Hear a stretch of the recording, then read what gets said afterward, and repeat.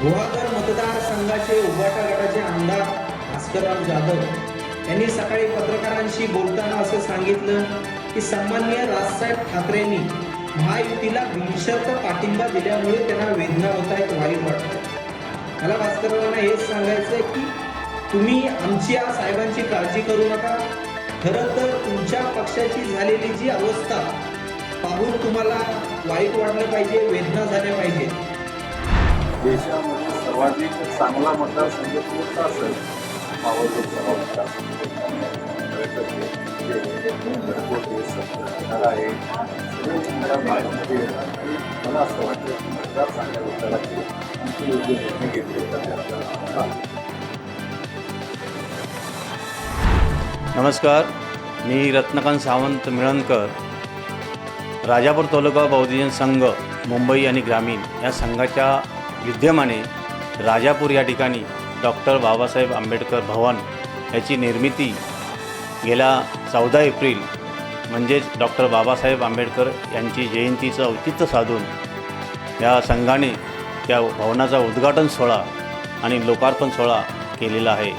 एक डॉक्टर बाबासाहेब आंबेडकर विचार केंद्र असेल, बाबासाहेबांचं एक प्रबोधन केंद्र असेल, महिला सशक्तीकरण असेल, त्या ठिकाणी UPSC MPSC हे विद्यार्थ्यांसाठी एक मार्गदर्शन केंद्र असेल, महिला सशक्तीकरण असेल, अशा विविध समित्या किंवा हे प्रोजेक्ट हे संघ राबवणार आहे।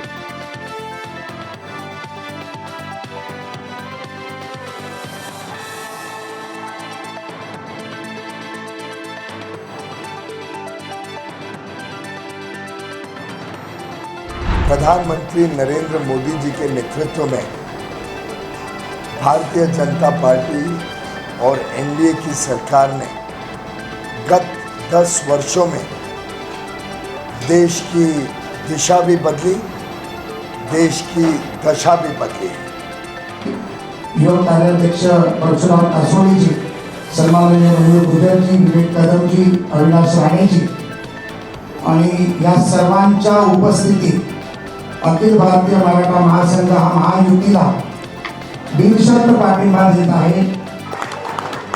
इथून पुढे भारतीय जनता पक्ष वाढावा, किंबहुना भारतीय जनता पक्ष हा तळागाळापर्यंत जावा, याच्यासाठी अश्विनी आणि त्यांचे सगळे कार्यकर्ते हे अथक प्रयत्न करतील आणि त्याचबरोबर त्या विभागात भारतीय जनता पक्षाचा उमेदवार विजयी करण्यासाठी ते सर्वस्व पणाला लावतील, अशा प्रकारची भूमिका ही अश्विनी म्हणजे आणि त्यांच्या सगळ्या कार्यकर्त्यांनी घेतलेली आहे। मी त्यांना सगळ्यांना या ठिकाणी शुभेच्छा देतो।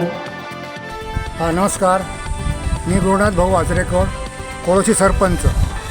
गेल्या 1.5 वर्षामध्ये मी उद्धव बाळासाहेब ठाकरे यांच्यामार्फत या पक्षातून निवडून आलो आहे आणि मी जी काही लोकांना संकल्प दिला होता किंवा म्हणजे जाहीरनामा दिला होता, त्या जाहीरनाम्यापैकी एकही काम झालेलं आहे आणि म्हणून ते काम व्हावं, गावामध्ये काहीतरी माझा विकास व्हावा, गाव चांगल्या विकासाच्या दिशेने वाटचाल करावी आणि ह्या उद्देशाने मी भाजपशी एक ते माझं काम करतील या उद्देशाने ती मला प्रेरणा मिळाली आणि त्या प्रेरणेतून मी आज रोजी त्यांच्या पक्षामध्ये प्रवेश केला। टाइम्स डिजिटलला लाईक करा, सबस्क्राईब करा, शेअर करा आणि बेल आयकॉन दाबायला विसरू नका। पाहत रहा टाइम्स डिजिटल।